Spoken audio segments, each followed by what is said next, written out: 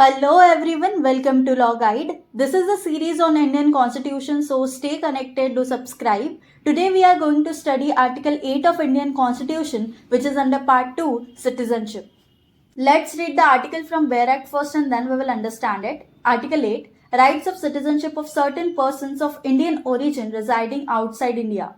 Notwithstanding anything in Article 5, any person who or either of his parents or any of his grandparents was born in India as defined in the Government of India Act 1935 and who is ordinarily residing in any country outside India as so defined shall be deemed to be a citizen of India if he has been registered as a citizen of India with the diplomatic or consular representative of India in the country where he is for the time being residing on an application made by him therefore to such diplomatic or consular representative, whether before or after the commencement of this constitution in the form and manner prescribed by the government of the Dominion of India or the government of India.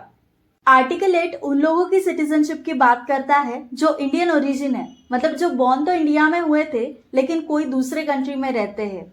कोई भी person जो India में born हुआ हो या उनके parents India में born हुए हो या फिर ग्रैंड पेरेंट्स, तो वो इंडियन सिटीजन हो सकते हैं। लेकिन there is one condition that जिस भी कंट्री में वो पर्सन रह रहा है उस कंट्री में उन्हें खुद को रजिस्टर करवाना पड़ेगा under Indian diplomatic representative.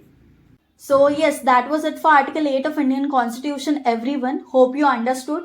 If this video helped you in any way, please do like, share and subscribe. See you again in next video. Till then, study hard. Remember, we have to make our parents proud. Bye. Take care.